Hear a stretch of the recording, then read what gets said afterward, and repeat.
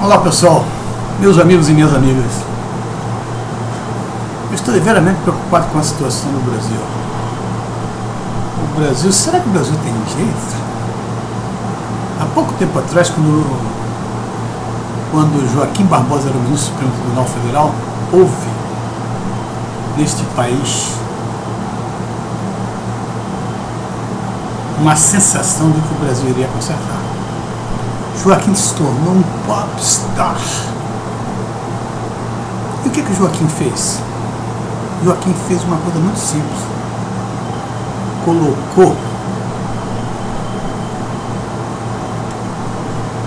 Colocou os livros na mesa, ou seja, seguiu a letra da lei e fez exatamente o que diziam as leis.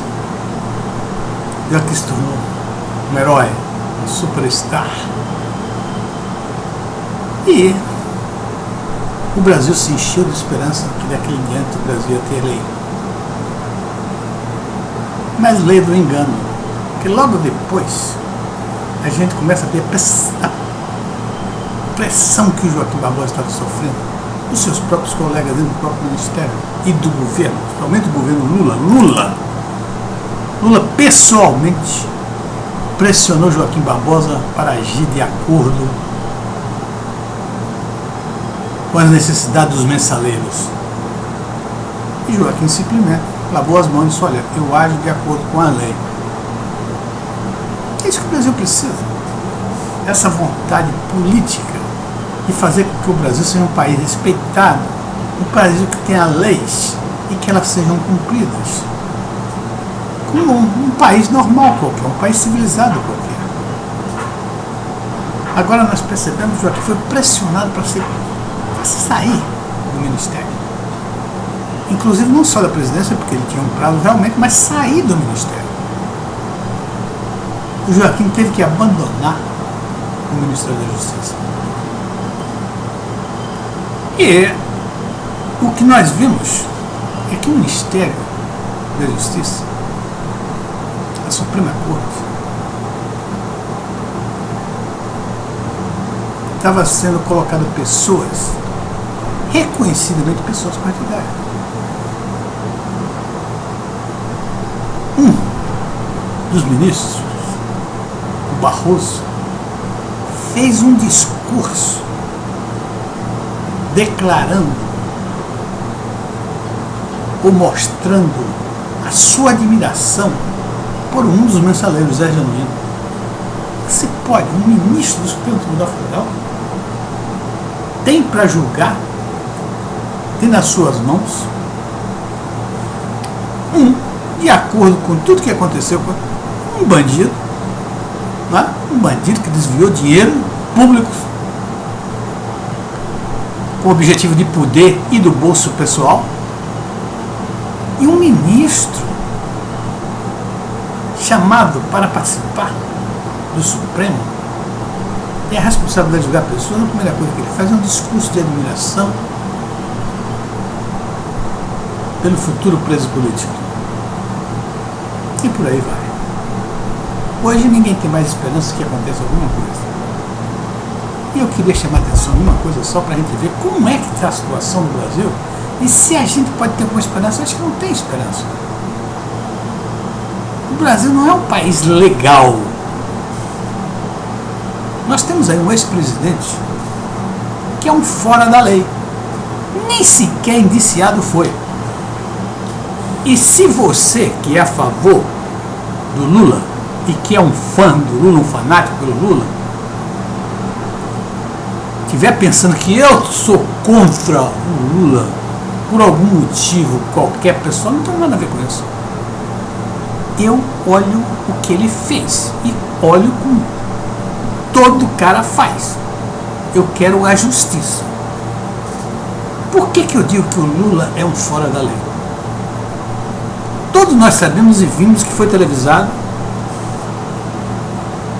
a confissão do Duda Mendonça, que era o marqueteiro dele em 2002, quando foram encontradas contas suas em paraísos fiscais, ele dizer que aquele dinheiro foi colocado pelo PT, que ele fez um acordo em 2002, portanto antes do Lula ser eleito, e só seria pago se o Lula fosse eleito depois da campanha no paraíso fiscal. Um estelionato eleitoral, um crime político. O Lula deveria estar na cadeia por causa disso. Agora, vamos mais adiante.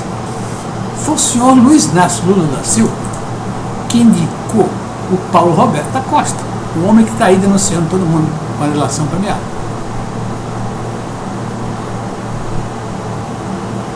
Foi o senhor Lula que atendeu a um apelo do Paulo Roberto da Costa, primeiro apelo, segundo um e-mail do Paulo Roberto da Costa para Dilma Rousseff, em 2009, quando Dilma Rousseff era ministra,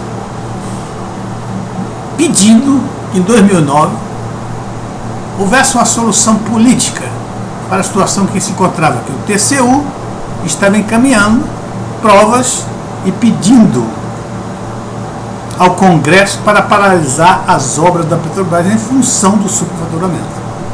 No próprio e-mail ele diz que em 2007 houve solução política, ou seja, o Lula resolveu. Houve um descuido qualquer, não sei se o descuido foi que houve, o TCU realmente mandou e o Congresso decretou a paralisação das obras da Petrobras. O que aconteceu? O senhor Luiz Inácio Lula da Silva, que era o presidente de 2009, usando o seu poder de veto, vetou a ordem do Congresso. O que significava o seguinte, que as portas estavam abertas para fazer o que quiserem os bandidos da Petrobras. Ou seja, as próprias pessoas. O Paulo Roberto da Costa, indicado por ele, o Renato Duque, indicado diretamente pelo Zé Disseu, mas obviamente se o Disseu indicou é a mesma coisa, em pleno acordo com o Lula. E devo lembrar que muita gente esquece a respeito disso, e eu não me esqueço.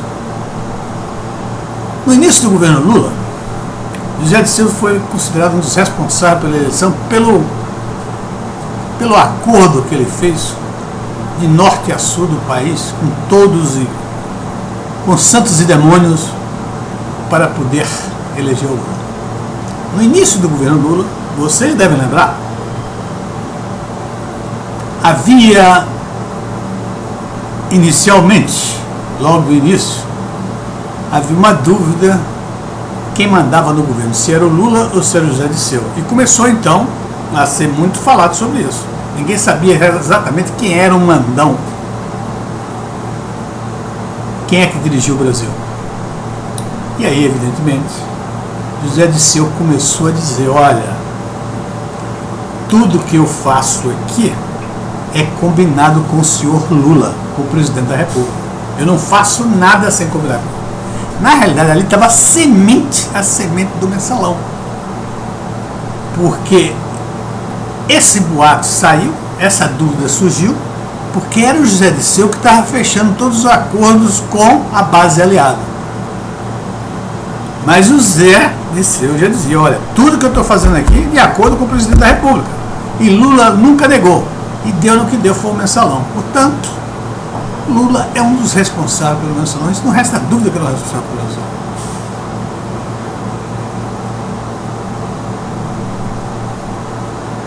Olha, eu acho que o Aécio disse uma coisa que é muito complicada pela ação. Ele disse o seguinte, para acabar com a corrupção no Brasil era preciso tirar o PT do poder. De uma certa maneira é. Mas eu acho que é uma coisa menor que pode acabar com a corrupção do Brasil.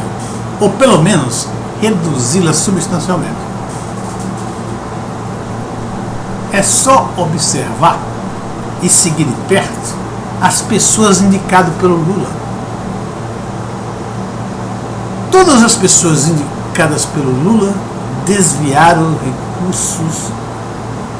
recursos públicos para o PT, para as bases aliadas e, obviamente, para o bolso do senhor Lula. Não é por acaso que ele é um dos homens mais ricos do país hoje em dia. E está aí na internet. E não nega. Agora, se você olhar, dá o Lula, né? O seu candidato lá, o candidato que é o prefeito, o Haddad, e ele está fazendo um acordo, está costurando um acordo para quem? Para o Chalita. Quem é o Chalita? O Chalita é um político do PMDB que foi processado, que está sendo processado na justiça. O Lula só se cerca do pior, evidentemente para ter vantagem. Agora eu queria fazer uma pergunta, gostaria de saber de algum de vocês, se vocês têm como me responder isso. Por que até hoje, apesar de todas essas provas que estão aí, apesar de todas essas provas, confissão verbal, ao vivo e a cores, do Duda Mendonça, a respeito do acordo feito na eleição do Lula, em 2002, o Lula nunca foi nem sequer indiciado. Que mistério há por trás disso? Engraçado, se o Lula fosse de uma família da chamada elite, que ele chama tanto das elites brasileiras, se ele fosse o Maluf, né? O Maluf, que é uma família tradicional,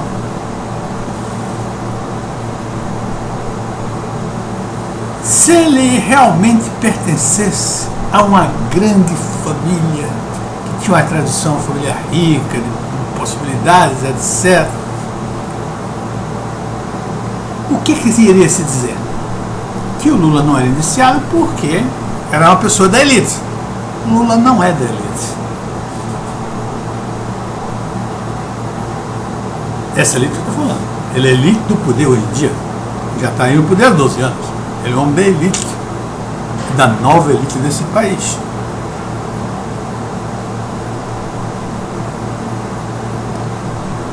E por que o Lula não é indiciado? Será que o Lula domina